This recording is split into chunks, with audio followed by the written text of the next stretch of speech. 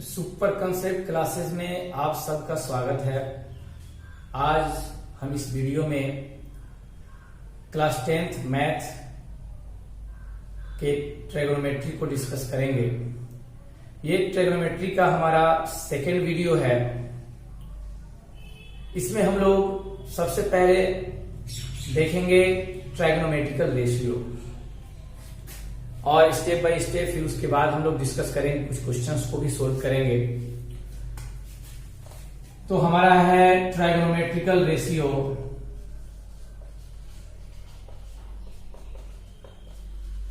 ट्राइगोनोमेट्रिकल ratio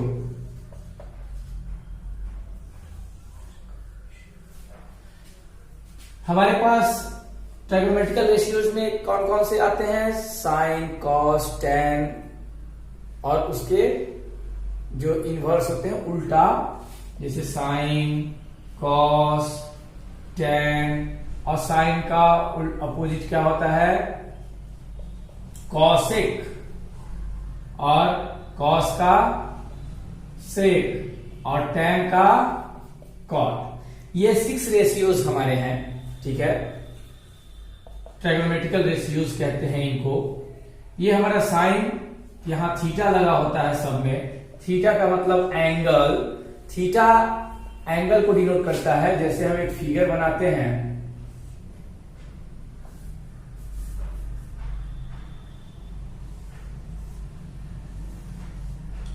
ये 90 degree right angle triangle है, ए B C.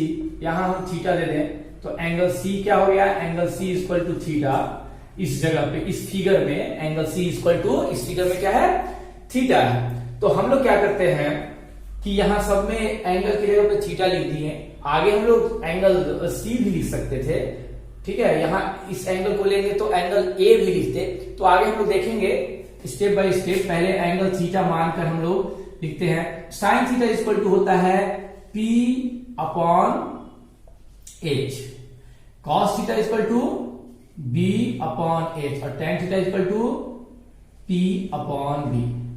Cosec theta equal to just इसके उल्टा, पी बाई एच तो एच बाई पी। इसका उल्टा ये होगा, बी बाई एच है तो उल्टा एच बाई बी। इसका जस्ट उल्टा होगा, पी बाई बी है तो B by P, B upon P. ये हमारे 6 रेशियोज हैं, ठीक है। अब यहां पर क्या है? बी बेस है और ये परपेंडिकुलर, ये लाइन परपेंडिकुलर लाइन हो गया। और ये हाइपोटेनस, 90 के सामने वाला हाइपोटेनस होता है, ये हाइपोटेनस हो गया, ठीक है। तो हमारा ये 6 रेशियोज हैं। इनसे बहुत सारे फॉर्मूला भी हम डिराइव करेंगे। अभी देखिए कैसे कैसे हम लोग फॉर्मूला डिराइव करते हैं। ये जो है हमारा, अगर हम इसको साइन थीटा लिखते हैं तो साइन थीटा का उल्टा क्या होता है? जैसे 2 का उल्टा क्या होता है? 2 का मतलब हुआ 2/1, तो 2 का उल्टा क्या हो जाएगा? 1/2। 2 को तो हम लिख सकते हैं ना 2/1, और 2 का उल्टा अपोजिट अगर करेंगे तो 1/2 आ जाएगा। उसी तरह 3 का उल्टा 1/3। उसी तरह साइन का उल्टा 1 साइन। 3 का उल्टा 1/3, फिर 2 का उल्टा 1/2। उसी तरह साइन का उल्टा 1 साइन। साइन का उल्टा क्या हो जाएगा? 1 साइन उल्टा। तो यहां पर हम, अब आपको ये लग रहा होगा कि सर यहां उल्टा बताया है साइन का कॉस एक, तो हम बता रहे हैं अभी। तो 1 साइन, तो हम जान रहे हैं साइन का उल्टा होता है 1 साइन। थीटा है तो थीटा लगा लेते हैं, तो साइन थीटा का उल्टा 1 साइन थीटा। और हम जानते हैं साइन थीटा के उल्टा को क्या कहते हैं? कॉसेक। तो ये भी साइन थीटा का उल्टा और ये भी साइन थीटा का उल्टा है, तो दोनों तो बराबर ही होगा, उल्टा उल्टा एक समान, यानी कि COS इसी कॉसेक थीटा। एक फॉर्मूला बन गया हमारा, ठीक है। इसी तरह से नेक्स्ट हम लोग देखते हैं कॉस का उल्टा साइन, कॉसेक का उल्टा साइन। तो कॉसेक का उल्टा हम जानते हैं 1 कॉसेक हो सकता है, कॉसेक का उल्टा 1 बाई कॉसेक, जैसे यहां था 3 का उल्टा 1/3, कॉसेक का उल्टा 1/कॉसेक। और हम जानते हैं कॉसेक का उल्टा क्या होता है, तो कॉसेक का उल्टा 1/कॉसेक भी होता है, कॉसेक का उल्टा साइन भी है। ऐसे p/h तो h/p उल्टा है तो साइन भी है, तो कॉसेक का उल्टा 1/कॉसेक और कॉसेक का उल्टा साइन, तो दोनों बराबर होगा, उल्टा उल्टा एक समान। ठीक है, ये क्या है, कॉसेक का उल्टा है, साइन जो है वो कॉसेक का उल्टा है। ठीक है, और ये भी कॉसेक का उल्टा है, तो दोनों कॉसेक का उल्टा है, तो दोनों इक्वल। प्रूफ भी हम करके बता देते हैं कैसे इक्वल होगा। फिर हम लोग नेक्स्ट देखते हैं कॉस का उल्टा, तो कॉस का उल्टा क्या हो जाएगा 1/कॉस, कॉस का उल्टा 1/कॉस, लेकिन कॉस का उल्टा सेक भी होता है, तो कॉस का उल्टा ये भी है और कॉस का उल्टा ये भी है सेक थीटा, तो दोनों इक्वल हो गया।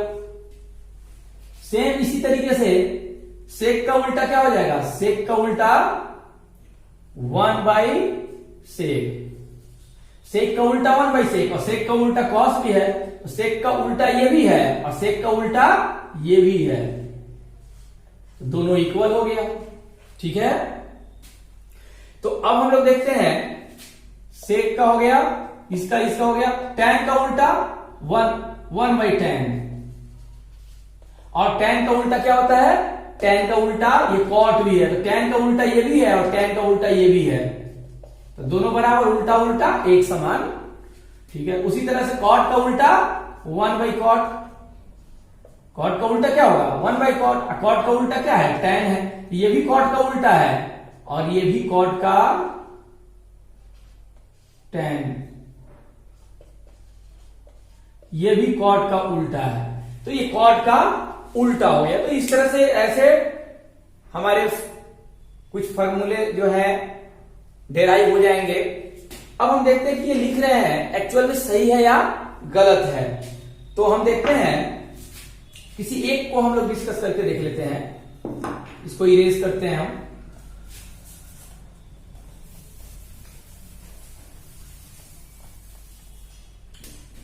हमने बताया था, चलो एक देख देते हैं, साइन का उल्टा 1/sin थीटा, और साइन का उल्टा क्या होगा 1/sin भी होगा, साइन का उल्टा कॉसेक भी होता है, दोनों उल्टा उल्टा एक समान। अब इसको प्रूफ करते हैं, तो हम जब LHS को लेते हैं, LHS बराबर 1/sin थीटा, 1/sin थीटा यानी कि p/h, sin थीटा p/h होता है, तो इक्वल टू ये क्या हो जाएगा, ये पेयर में है, ये पेयर में नहीं है, तो जब पेयर में नहीं होता है तो क्या करते हैं उसको नीचे 1 उसके देते हैं पेयर बनाने के लिए, तो ये हो गया 1/1, 1/1 इंटू ये उलट के लिखा जाता है h/p, तो ये हो जाएगा h/p, और h/p किसका होता है, h/p होता है कॉसेक का, तो equal to cosec theta.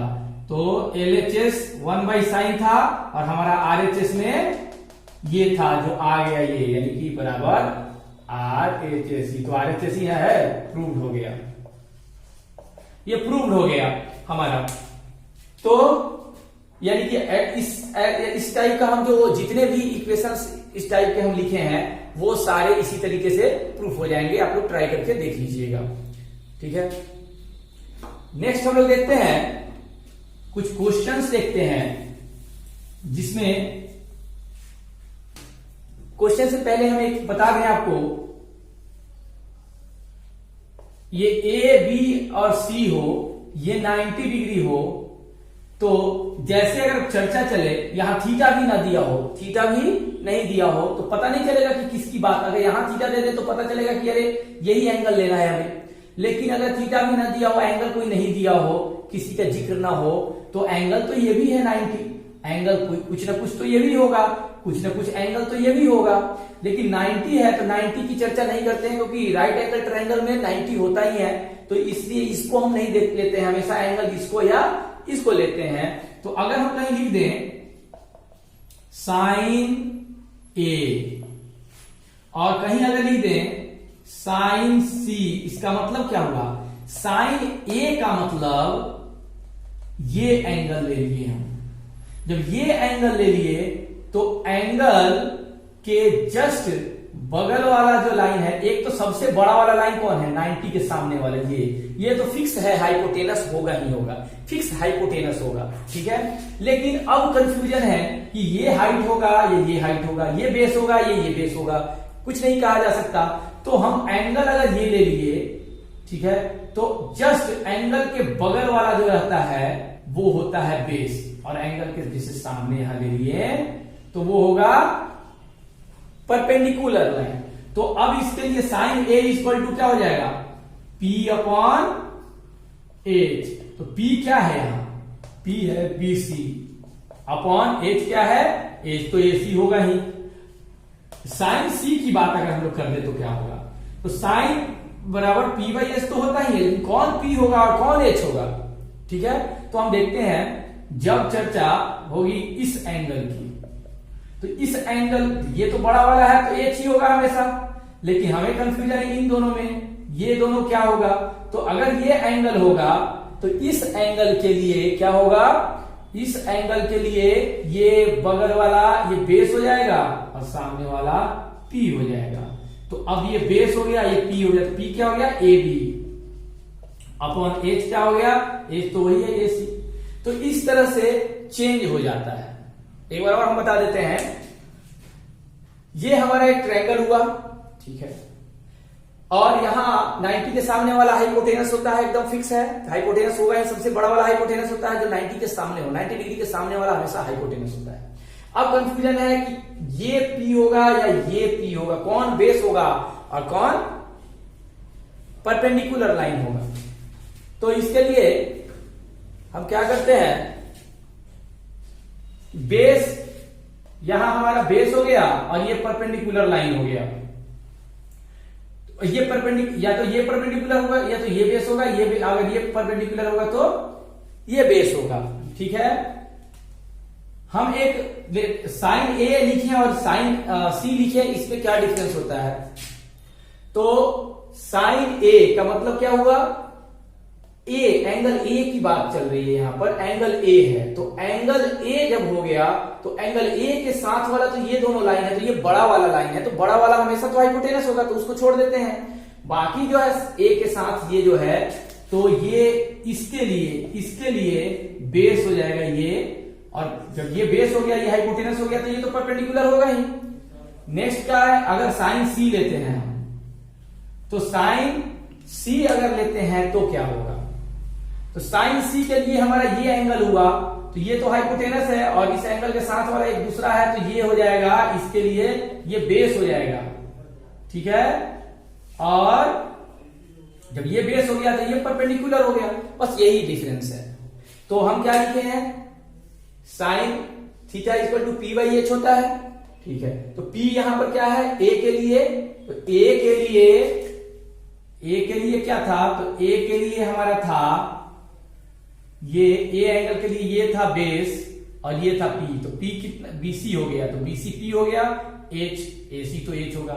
Same sign C के लिए क्या होगा, तो C के लिए, इस एंगल के लिए ये बेस होगा, तो ये P हो जाएगा, तो P कितना हो गया, AB और अपॉन में AC। इस पर हम एक क्वेश्चन देखते हैं।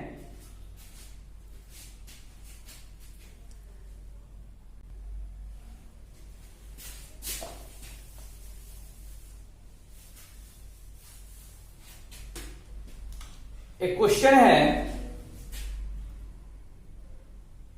एक्सरसाइज 8.1 का first number question, NCERT book के एक्सरसाइज 8.1 का फर्स्ट क्वेश्चन है, इन ABC right angle at B, AB is equal to 24 centimeter, BC is equal to 7 centimeter. Determine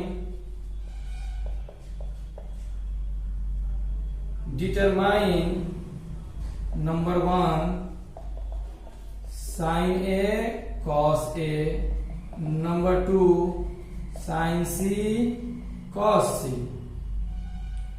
ठीक है, ये हमारा क्वेश्चन है। तो देखते हैं फर्स्ट क्वेश्चन का सॉल्यूशन करते हैं। Sine A, sine theta equal to क्या होता है, पी बाई एच। तो पहले तो ट्रायंगल बना लेंगे।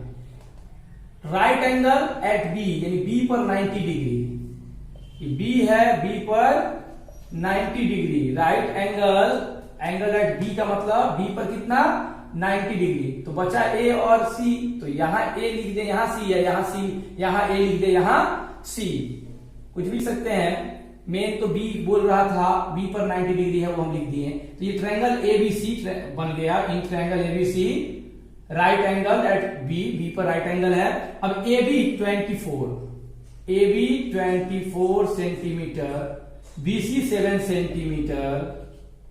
ठीक है, तो पहले तो इसमें एज की भी जरूरत है। एज तो पता ही नहीं है।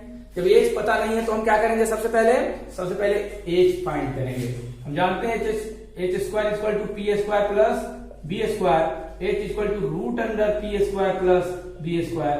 रूट अंडर ये स्क्वायर इधर जाएगा तो रूट हो जाएगा। पी कितना है, अब कौन पी है कौन बी है, कोई भी पी कोई भी बी समझ लो अभी फिलहाल के लिए। चलो यही पी और ये भी बी समझ लेते हैं। हमको तो दोनों डालो, किसी को भी कुछ भी मान के डालोगे तो बात वही होगा, कोई फर्क नहीं पड़ेगा। तुम कुछ भी मान लेना, ये पी बी या ये बी पी, कुछ भी मान लो। हम इसी को मान लेते हैं पी 24 का स्क्वायर प्लस 7 का स्क्वायर, फिर रूट अंडर 24 का स्क्वायर कितना हो जाएगा, 24 इंटू 24, 4 4 जा 16, 4 2 जा 8 और 9, 4 2 जा 8, 2 2 जा 4, 6,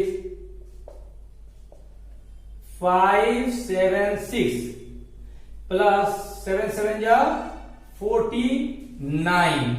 ठीक है, अब इसको ऐड करेंगे तो कितना हो जाएगा,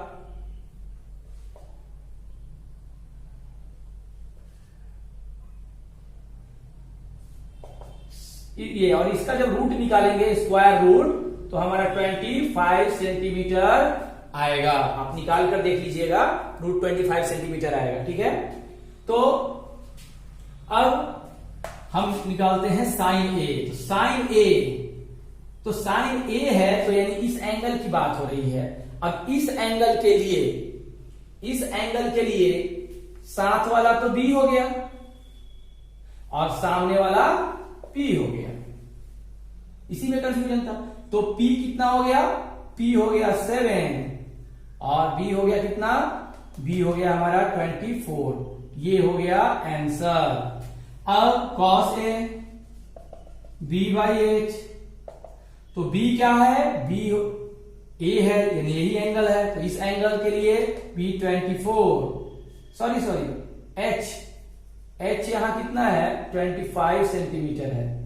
एच 25 सेंटीमीटर आया है और ये बी 24 और एच कितना है 25। ये आंसर हो गया। सेकेंड क्वेश्चन है हमारा साइन सी। तो साइन सी, तो ये भी साइन बराबर पी बाई एच ही तो होता है। तो सी के लिए, अब इसके लिए हम भूल जाते हैं, इस एंगल के लिए देखते हैं। साथ वाला बी और सामने वाला पी, बड़ा वाला तो एच हमेशा रहेगा फिक्स, ये हमेशा फिक्स रहेगा। तो बी, पी कितना हो गया 24, एच कितना हो गया 25 तो है ही आंसर। फिर उसके बाद क्या हो गया हमारा cos c b अपॉन 8। तो c के लिए b कौन है, इस c के लिए 7 और h तो 25 ही होगा। ये हमारा ऐसे बना। ठीक है, इस तरह से बहुत सारे क्वेश्चंस हैं, आप सोल्व कर सकते हैं। सिंपल क्वेश्चन है। सेकेंड नंबर क्वेश्चन है और एक फिगर भी दिया हुआ है, चलो उसको भी हम लोग देख लेते हैं।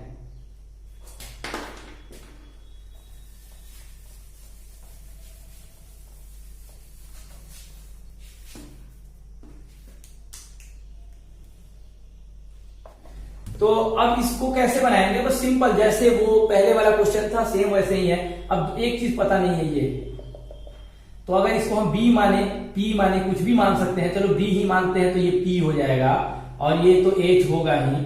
तो हम बी निकालना है तो H square equal to P square plus B square, तो हमको बी निकालना है ना, तो बी को एक तरफ रखो, इसको बुला लो, एच स्क्वायर और ये प्लस में है तो एच की तरफ आएगा तो माइनस में पी स्क्वायर इक्वल टू इधर क्या बचेगा अकेला प्लस बी स्क्वायर बच जाएगा। प्लस लिखो या नहीं लिखो कोई फर्क नहीं पड़ता है। तो यानी कि फिर से सीधा लिख दो, बी स्क्वायर को पहले लिख लो, इसको बाद में, H square minus P square, कोई फर्क नहीं पड़ेगा इससे। तो बी इक्वल टू ये स्क्वायर उधर जाएगा तो ऐसे हो जाएगा।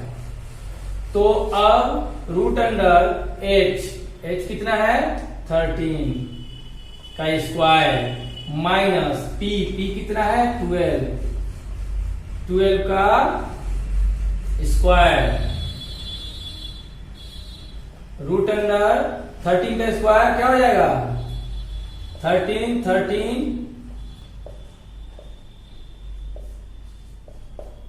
196 और 12 का स्क्वायर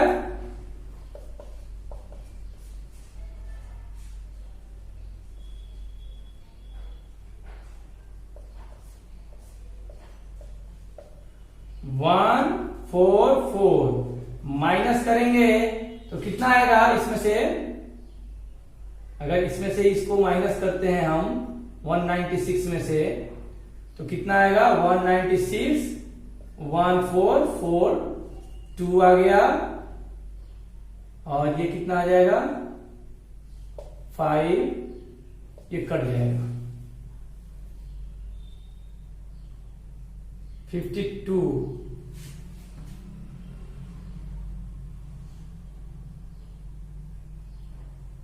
169 होगा, यहां गलत लिख दिए थे 169, 144, ये माइनस होगा तो 5 हो जाएगा और ये 2 हो जाएगा 25 इक्वल टू 5 सेंटीमीटर, ये आ गया 5 सेंटीमीटर, ये बी आ गया। अब बी पी कौन होगा वो तो बाद की बात है, इसको हटा दो, मेरा ये तो निकल गया, ठीक है, फाइंड आउट हो गया। अब tan P equal to, tan theta equal to क्या होता है P बाई बी। तो P के लिए, एंगल P के लिए देखना है, P के लिए ये क्या हो जाएगा, बगल वाला बेस होता है और सामने वाला परपेंडिकुलर होता है। तो P बाई बी, P कितना हो गया 5, B कितना हो गया 12, यही हो गया आंसर। और cot r, अभी आंसर मत लिखो, cot r, ये cot थीटा बराबर क्या होता है b बाई p। तो r के लिए अब देखना है, अब इसको हटा दो, r के लिए ये b हो जाएगा और ये p हो जाएगा, ठीक है। तो ये b हमारा हो गया और ये p हो गया, तो डाल दो 5/12। अब क्वेश्चन है tan p minus cot r equal to क्या, tan p का वैल्यू कितना है 5/12, फिर माइनस cot r का कितना आया है 5/12 इक्वल टू 0।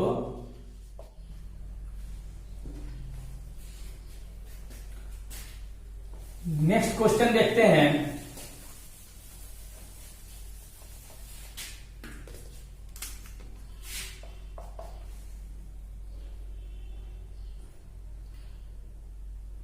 नेक्स्ट क्वेश्चन है साइन ए इक्वल टू 3/4 दे दिया है और कह रहा है निकालने के लिए फाइंड या कैलकुलेट लिखा हुआ है यहां cos ए और tan A. Sine A equal to 3/4 है, ठीक है। उसके बाद हमारा हो गया साइन बराबर होता है P upon H, P equal to 3 और H इक्वल टू 4। तो B इक्वल टू क्या हो जाएगा, हम जानते हैं H square equal to P square plus B square. इसको पहले लिख लेते हैं, ये प्लस में है ना तो इधर आएगा तो माइनस हो जाएगा, प्लस में है तो minus P square equal to B square. हमको B निकालना है ना, फिर ये स्क्वायर हटेगा, यहां से स्क्वायर हटेगा तो यहां क्या हो जाएगा, रूट हो जाएगा।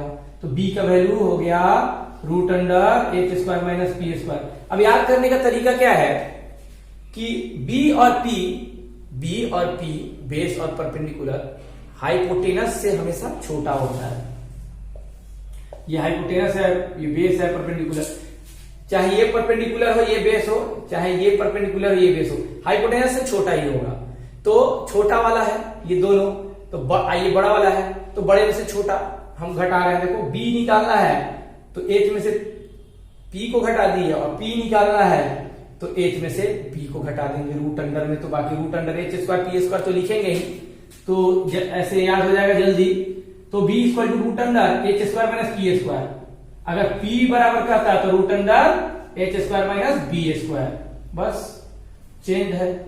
तो ये हमारा b निकल गया, h कितना है 4 है, 4 का स्क्वायर माइनस p कितना है 3 है, 3 का स्क्वायर रूट अंडर 4 4 जा 16, 3 3 जा स्क्वायर 3 3 जा 9, फिर रूट अंडर माइनस करेंगे तो 7 होगा। अब हमारा ये निकालना है cos a, तो b बाई एच तो हम लोग जानते हैं cos थीटा का वैल्यू। तो यहां पर b कितना है, देखो यहाँ a है, सारा एंगल एक जैसा है तो कोई फर्क नहीं पड़ेगा। तो इसलिए बेस और परपेंडिकुलर ये सब चेंज नहीं होगा, फिगर की जरूरत नहीं पड़ेगी फिगर बनाने की। तो यहाँ डायरेक्ट लिखेंगे सबके लिए, इसके लिए इस एंगल सेम है तो b इसके लिए जो होगा इसके लिए भी b वही होगा, इसके लिए भी b वही होगा, p इसके लिए जो होगा वही इसके लिए भी p होगा, इसके लिए भी p होगा। h तो सबके लिए सेम होता ही है, इसलिए हम फिगर नहीं बनाएंगे तो भी कोई फर्क नहीं पड़ेगा। तो b हमारा √7 और h कितना है 4, तो ये निकल गया tan a equal to p by b, p कितना है 3 और b कितना है √7, ये भी आंसर हो गया। नेक्स्ट क्वेश्चन हम लोग देखते हैं।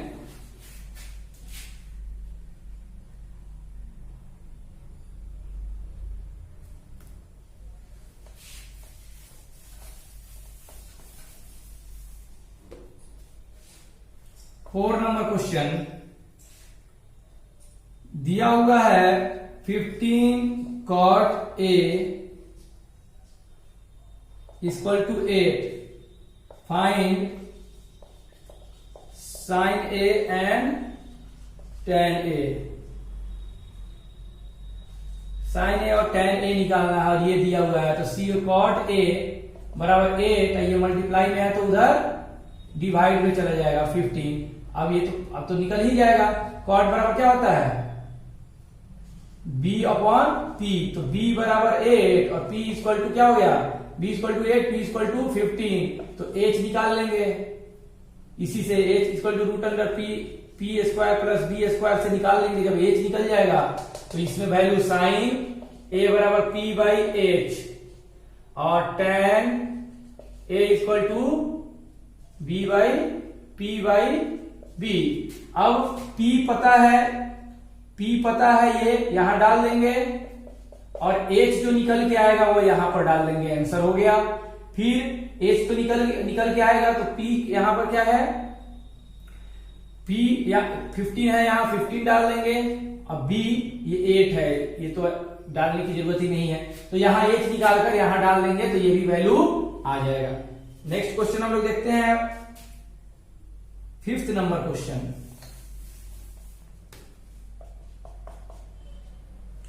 फिफ्थ नंबर क्वेश्चन है sec थीटा इक्वल टू 13/12। तो sec बराबर क्या होता है, cos का उल्टा है, cos का होता है b बाई एच, तो इसका होगा h बाई b। तो h हो गया 13, b हो गया 12, तो p बराबर root under H square minus B square, H 13 square minus 12 square, 169 minus 144, root 25 equal to 5 आ जाएगा। जब ये सब आ गया तो फाइंड क्या करना है, ऑल अदर ट्राइगोनोमेट्रिकल रेशियो, तो एक तो है ही ट्राइगोनोमेट्रिकल रेशियो, बाकी सब और निकालना है, यानी कि sine A, cos A, tan A, cot A, फिर कॉसेक ए, 1 2 3 4 5 और छठा तो ये है ही। तो ये सब, इन सब का वैल्यू निकालना है, आसानी से निकल जाएगा। सब p/h डाल के वैल्यू जो है, इन सब का वैल्यू है, हम डाल देंगे। नेक्स्ट क्वेश्चन देखते हैं। If angle A and angle B are acute angle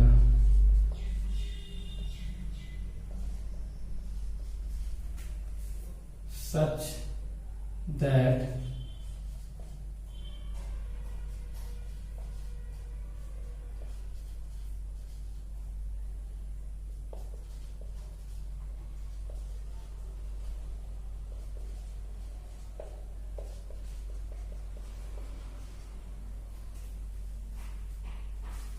तो ये हमारा है angle A equal to angle B. हमें प्रूव करना है angle A equal to angle B show करना है, ये दिया हुआ है। यानी सॉल्यूशन में हम लोग शुरू करते हैं। Cos A equal to cos B दिया, इसी के सारे हमको सब निकालना होगा। तो एक चीज, दोनों एक्यूट का मतलब 90 से दोनों क्या है, छोटा है। चलो ठीक है, 90 से छोटा है, तो इससे कोई एक ट्रायंगल बन सकता है।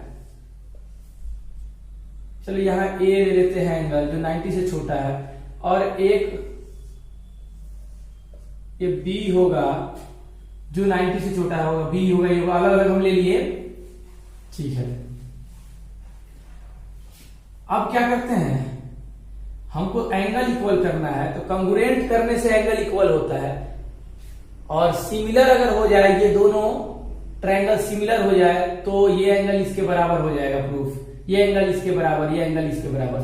सिमिलर में क्या होता है, angle angle angle similarity rule होता है, यानी ये एंगल इसके बराबर, ये एंगल इसके बराबर, ये एंगल इसके बराबर होगा, तो सिमिलर होगा हमारा दोनों ट्रायंगल। तो हम लोग देखते हैं, चलो इसको कुछ पी क्यू आर एस कुछ भी लिख देते हैं हम। तो हम देखते हैं सिमिलर प्रूफ कर देंगे, पहले कोशिश करते हैं सिमिलर प्रूफ करने का। कॉस ए इसमें देखते हैं बराबर क्या होगा, कॉस ए बराबर कॉस बी बाई एच। ए के लिए बी क्या होगा, ए क्यू बाई एच, इसका बी बाई एच होता है, बी अपॉन एच होता है, और इसका होता है, इसका भी बी अपॉन एच होता है। दोनों इक्वल है, दोनों अलग अलग के लिए है। तो b कितना है यहां पर, a के लिए b है हमारा ए क्यू अपॉन एच, एच तो सेम होता है ए पी या पी ए पी। इसके लिए बी एंगल है, तो बेस ये एंगल लेंगे, तो बेस यही होगा एस बी एस, और एच बी आर। हम इसको क्या कर सकते हैं, इसको इधर कर सकते हैं, कोई फर्क नहीं पड़ेगा। बी एस को नीचे कर देते हैं, बी एस को यहां और इसको यहां क्रॉस मल्टीप्लाई करके इसको इधर भेजा जा सकता है, कोई फर्क नहीं पड़ता है। चाहे इसको इधर भेजा जा सकता है। तो बी एस को इधर भेज दिए, और एपी को, देखो सिमिलर प्रूफ करने के लिए हमें क्या चाहिए, सिमिलर प्रूफ करने के लिए सिमिलरिटी का रूल होता है ए क्यू, अगर ए क्यू बाई एस बी या बी एस बराबर अगर हो जाए, ये इसके बराबर हो जाए, ठीक है, ये इसके, ये बाई ये, माने ये रेशियो, इन दोनों का रेशियो बराबर हो, इन दोनों के रेशियो को बराबर हो, इन दोनों के रेशियो को के, यानी बराबर हो जाए, किसके रेशियो के? एपी ये और ये बी आर, ये बराबर ये, और फिर बराबर हो जाए ये दोनों साइड का रेशियो पी क्यू बराबर आर एस, पी क्यू बटा आर एस। अगर इस तरह से हो जाए तो दोनों ट्रायंगल क्या होगा? सिमिलर होगा। दोनों जब सिमिलर हो जाएगा, दोनों ट्रायंगल्स, अगर ये प्रूफ हो गया, ऐसा हम लोग बना दिए तो दोनों ट्रायंगल सिमिलर प्रूफ हो जाएगा। जब सिमिलर हो गया तो ये ए बी के बराबर हो जाएगा। तो हम इसके सहारे cos ए और cos बी के सहारे हम प्रूफ करने की कोशिश कर रहे हैं इसको, ठीक है। तो अब क्या हो जाएगा? A Q by B S, A Q by B S ये वाला बराबर AP by B R, AP by B R, ये दोनों हो गया। अब एक ये बराबर करना है तो मेरा प्रूफ हो जाएगा। तो ये तो हो गया। इसको मान लेते हैं हम के, इसको के मान लेते हैं। इससे फायदा क्या होगा? तो ए क्यू बाई बी एस भी के बराबर, और एपी बाई बी आर भी के बराबर है। तो ए क्यू बाई बी एस के बराबर है, तो ए क्यू बराबर क्या हो जाएगा? ए क्यू बराबर, ये डिवाइड में है तो उधर जाएगा तो मल्टीप्लाई में हो जाएगा, यानी के के साथ बी एस का मल्टीप्लाई हो जाएगा, ये हो जाएगा। चलो एक इक्वेशन मान लेते हैं। फिर उसके बाद में क्या करते हैं हम लोग? इसको AP upon B R equal to भी के होगा, तो AP equal to k into B R है, ये दोनों है। इससे हमको फायदा क्या होगा? हमको किसी तरह से पी क्यू और आर एस को बराबर के रेशियो को हमको इस रेशियो के बराबर करना है, यानी पी क्यू बटा आर एस, ये दोनों बराबर हो चुका है। अब बराबर इन दोनों के बराबर इसको कर देना है। तो इसके लिए हम लोग क्या करते हैं? ये दोनों निकाल लिए। इससे फायदा क्या होगा? देखो ये हम निकालते हैं यहां,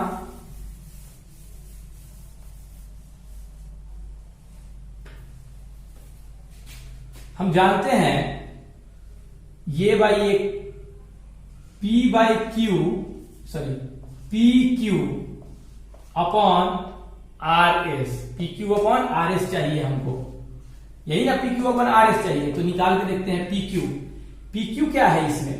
पी क्यू इसमें ये एंगल तो इसका ए है, तो ए के सामने वाला P, ए के बगल वाला B, तो पी क्यू हमारा P है, और आर एस क्या है हमारा? आर एस है हमारा B है, ठीक है। तो PQ का हम फॉर्मूला, PQ के बारे में नहीं पता है तो इसके टर्म में हम लोग लिख सकते हैं BR और BS के टर्म में, BR के टर्म में हम लोग लिख सकते हैं। तो इसको PQ बराबर क्या कर सकते हैं? रूट अंडर AP का स्क्वायर माइनस, यानी कि ये PQ क्या है? परपेंडिकुलर है, तो परपेंडिकुलर बराबर क्या होगा? हाइपोटेनस का स्क्वायर माइनस बेस AQ का स्क्वायर। आर एस क्या होगा? रूट अंडर, क्या हो जाएगा रूट अंडर में? आर एस, इसमें आर एस है ये, तो ये इस एंगल के लिए ये P और ये B, एस तो ये है ही, तो आर एस बराबर हाइपोटेनस का स्क्वायर, यानी कि बी आर का स्क्वायर, हाइपोटेनस और बी आर का square minus base B S का स्क्वायर, बी एस का स्क्वायर। अब इसको हम करते हैं रूट अंडर एपी, एपी यहां देखो के इंटू बी आर, एपी बराबर क्या हो जाएगा? के इंटू बी आर, एपी की जगह पर के इंटू बी आर, तो इसका स्क्वायर है तो स्क्वायर माइनस ए क्यू कितना है? के इंटू बी एस, के इंटू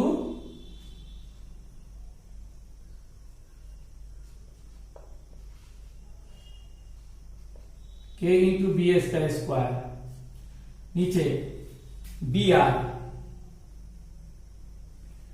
आर और बी एस, बी आर कहाँ है हमारा, ये है बी आर और बी एस तो इसमें है ही, तो हम लोग इसका वैल्यू डाल देते हैं।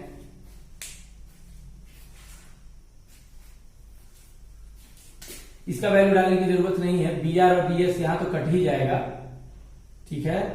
तो रूट अंडर इसको रहने देते हैं, B R square minus B S का स्क्वायर, फिर इसको हम तोड़ेंगे तो के स्क्वायर और बी आर का स्क्वायर, अलग अलग स्क्वायर लगा दिए, इस पर भी स्क्वायर इस पर भी, माइनस के स्क्वायर और बी एस का स्क्वायर, बी एस का स्क्वायर अपॉन में रूट अंडर बी आर का स्क्वायर माइनस बी एस का स्क्वायर, ठीक है। फिर इक्वल में हम लोग क्या लेते हैं, के स्क्वायर कॉमन हो जाएगा, तो रूट अंडर यहां पर ले लेते हैं के स्क्वायर कॉमन, रूट अंडर के स्क्वायर कॉमन हो जाएगा तो अंदर बचेगा बी आर का स्क्वायर माइनस बी एस का स्क्वायर, और रूट अंडर में बी आर का स्क्वायर माइनस बी एस का स्क्वायर, ठीक है, बराबर ये अलग अलग हो जाएगा, रूट अंडर के का स्क्वायर को अलग कर लेंगे और इसको बी आर का स्क्वायर माइनस बी एस का स्क्वायर अपॉन में रूट अंडर बी आर का स्क्वायर माइनस बी एस का स्क्वायर, ये दोनों कैंसिल, ये बच गया रूट अंडर के स्क्वायर, स्क्वायर से रूट कैंसिल तो के बच गया। तो हमें पता है ये भी के बराबर माने थे, ये भी के बराबर माने थे और ये भी के बराबर आ गया, तो तीनों इक्वल हो गया, तो हमारा इक्वल हो गया, यानी कि ए क्यू, इसलिए A Q upon B S बराबर A P upon B R, ये दोनों किसके बराबर है, A Q upon B S equal to AP upon B R, AP upon B R, ये के बराबर है, के बराबर ये भी है, तो ये इसको भी एक साथ ले लेते हैं, बराबर P Q upon R S, ये देख सकते, ये सब के बराबर है, ये तीनों बराबर हो गया हमारा, ये भी के बराबर और ये दोनों भी के बराबर, तो तीनों बराबर हो गया के, यानी कि के से अब हमको मतलब, हमको तो इसी से मतलब था, ये तीनों बराबर यहां पर हो गया, जब तीनों बराबर हो तो क्या हो जाएगा, सिमिलर, तो लिखेंगे, इसलिए ट्रायंगल ये और ये सिमिलर है, इसलिए एंगल ए बराबर एंगल बी हम लिख देंगे। तो हम इसको मिटा के लिख देते हैं, इसलिए ट्रायंगल पी क्यू आर, ये वाला ट्रायंगल यहां था, यहां ए था, यहां पी था और यहां पर बी था, यहां आर था, तो angle P Q R, P Q A similar है triangle P Q A similar है ट्रायंगल आर एस बी के, इसलिए angle A equal to angle B proved हो गया, angle A equal to angle B proved हो गया। क्यों? क्योंकि ये सिमिलर में ये इसके बराबर है, ये भी P बराबर R भी प्रूफ हो जाएगा, Q बराबर S भी प्रूफ हो जाएगा, लेकिन हमको A equal to B proof करना था, तो A equal to B proof हो गया। ठीक है, एक बार और हम समझा देते हैं, कहीं समझ में नहीं आया हो, ध्यान से देखो। हमने क्या किया था कि ये पहले लिखा, ये लिखने के बाद हमको पता चला कि एक रेशियो मिलेगा हमको, तो एंगल ए वाला एक ट्रायंगल बना लिए और एंगल बी वाला एक ट्रायंगल बना लिए, इसको कुछ भी मान लिए अपने मन से। अब हमको एंगल बराबर करने के लिए दो ही तरीका है, या तो सिमिलरिटी रूल और नहीं तो कंग्रुएंसी रूल। या तो कंग्रुएंट कर दे दोनों ट्रायंगल को, नहीं तो सिमिलर कर दे, तो ये बराबर ये प्रूफ हो जाएगा। तो सिमिलर तो आसानी से हमको दिखाई दे रहा था, कंग्रुएंट का कोई हमको प्रॉपर्टी दिखाई नहीं दे रहा था। सिमिलर के लिए दिखाई दे रहा था, क्यों? सिमिलर में रेशियो, अगर इसको सिमिलर प्रूफ करना हो तो तीनों रेशियो इक्वल होता है, ये बाई ये, इसका रेशियो इक्वल ये बाई ये इक्वल ये बाई ये, तो ये रेशियो हमको प्रूफ करना था, जिसमें दो रेशियो हमको अभी दिखाई दे रहा था। इसको देखते कि दो रेशियो तो हमें मिल जाएगा, कैसे? बी बाई एच और बी बाई एच दोनों का सेम होता है, और यहां इसमें देखेंगे कॉस ए का A Q by A P, और इससे कॉस बी का bs by B R, bs by B R. अब इसको इधर कर दिए, इसको इधर कर दिए, तो हमारा ये दोनों आ गया सेम। अब एक रेशियो केवल यही पता करना है हमें, तो क्या करेंगे, ये तो k के इक्वल मान लेंगे, इससे वैल्यू निकाल लेंगे, ये इक्वल टू k, तो AQ निकल जाएगा इतना, फिर इसको k के बराबर करेंगे तो AP निकल जाएगा इतना। अब इससे फायदा क्या हुआ, तो यहां देखते हैं, PQ बाई RS ये निकालना है हमको, ये दोनों k के बराबर है। अगर PQ बाई RS भी k के बराबर हो जाए तो हमारा तीनों बराबर हो जाएगा, यही तो यहां पर इसको हम तोड़ दिए root under AP square minus AQ square में, यानी PQ ये बराबर क्या हो जाएगा, हाइपोटेनस का स्क्वायर माइनस बेस का स्क्वायर। अब AP यहां पर पता है डाल दिए, AQ यहां पता है डाल दिए, फिर कॉमन निकाले सोल्व किए, दोनों में स्क्वायर अलग अलग लग जाएगा, इसमें भी k स्क्वायर और bs स्क्वायर, फिर रूट अंडर में इसको रहने दिए वैसे का वैसे, इसको वैसे का वैसे रख दिए, फिर दोनों में k स्क्वायर कॉमन निकाल लिए। तो k स्क्वायर कॉमन निकलेगा तो ब्रैकेट में क्या बचेगा, b square minus bs square. ठीक है, दोनों को अलग अलग करेंगे, इसको और इसको, तो यहां पर अलग किए तो रूट अंडर k स्क्वायर अलग हो गया और ये वाला अलग हो, क्योंकि मल्टीप्लाई में हो, यहाँ k स्क्वायर के साथ ये मल्टीप्लाई में है तो अलग अलग किया जा सकता है मल्टीप्लाई में रहने पर। तो ये दोनों कट गया, k स्क्वायर स्क्वायर से रूट कट गया, k आ गया। अब हमारा ये दोनों भी k के इक्वल और ये भी k के इक्वल, तो तीनों इक्वल हो गया। जब तीनों इक्वल हो गया यानी कि हमारा क्या हो गया, सिमिलर, ये दोनों ट्रायंगल सिमिलर हो गया। ठीक है, जितने भी रेशियो हैं साइड के रेशियो सारे इक्वल हो जाते हैं तो हमारा ट्रायंगल सिमिलर हो जाता है। सिमिलर हो गया तो सिमिलर हो गया तो एंगल, ये एंगल इसके बराबर प्रूफ हो गया। ठीक है, नेक्स्ट हम लोग देखते हैं question.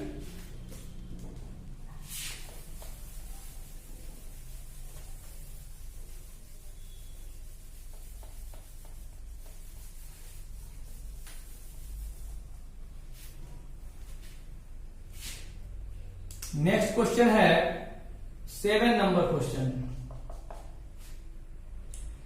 If cot theta equal to 7/8, evaluate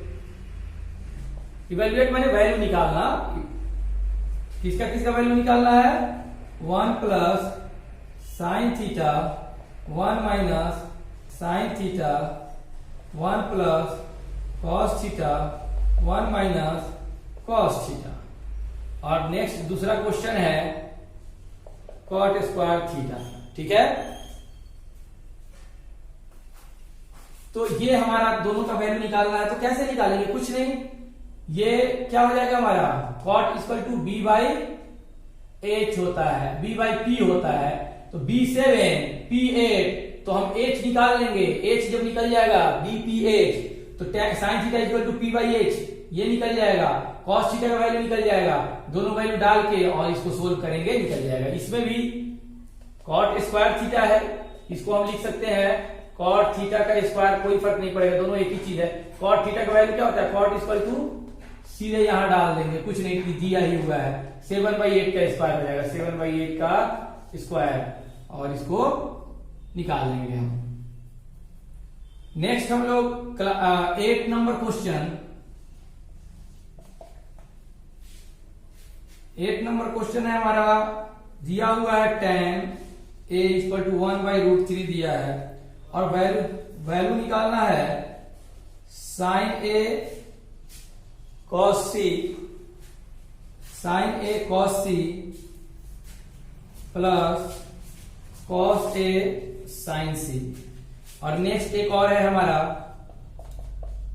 cos a cos c sin a sin c। कुछ नहीं करना है, यहां पर ट्रायंगल बना लेना है, ये बी ए और सी की बात हो रही है, तो ए एक हो जाएगा, एक सी हो जाएगा, एक ए और सी हो जाएगा। तो ए के लिए एंगल, ये एंगल है तो ये बेस हो जाएगा और ये परपेंडिकुलर हो जाएगा। सी के लिए ये बेस हो जाएगा और ये परपेंडिकुलर हो जाएगा, और वैल्यू साइन कॉस का वैल्यू निकालकर डाल देंगे, क्वेश्चन 8 सोल्व हो जाएगा। क्वेश्चन 9, क्वेश्चन 8 हो गया सॉरी क्वेश्चन ये 9 था। क्वेश्चन 8 हमारा सेम वैसे ही है, दिया हुआ है हमारा प्रूफ करना है 3 cot A इक्वल टू 4 है। तो हमें प्रूफ करना है 1 माइनस 10 स्क्वायर ए और 1 plus 10 square A equal to cos square ए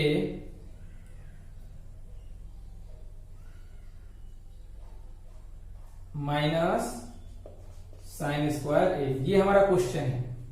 तो इससे हम कॉट ए इक्वल टू 4/3 हो जाएगा। तो इससे भी हमें क्या हो गया, b अपॉन पी, इससे h निकाल लेंगे, b हो गया 4, p हो गया 3, h निकालेंगे और वैल्यू यहां h का जहां जरूरी पड़ेगा हम डाल देंगे। LHS equal to LHS RHS है तो इसमें डालेंगे वैल्यू, tan का वैल्यू डाल देंगे और कॉस और साइन का वैल्यू इधर डालेंगे, दोनों इक्वल आएगा, सोल्व हो जाएगा। वैल्यू डालकर सोल्व कर देना है। फिर 10 नंबर क्वेश्चन है, इसको हम डिस्कस करते हैं।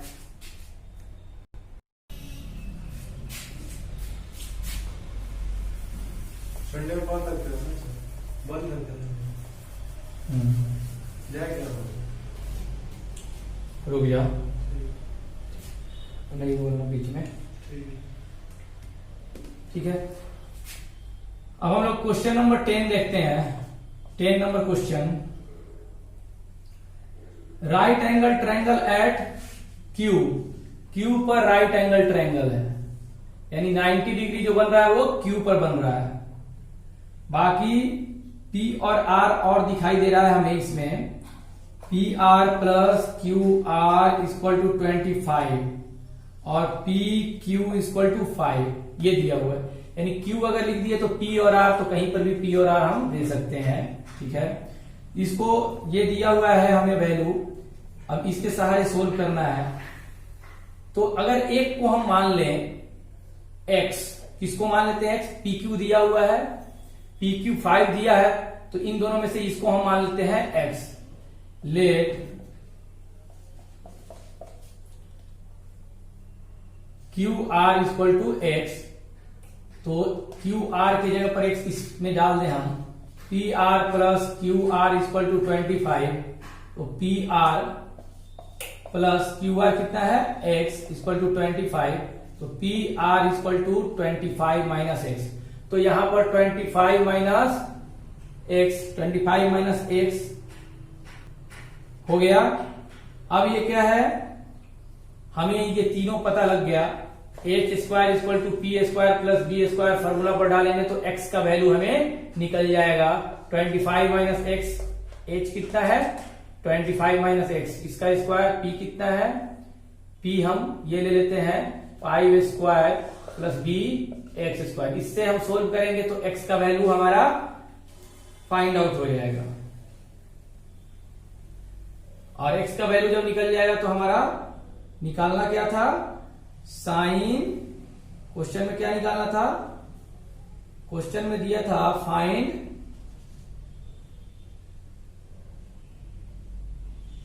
Sign P,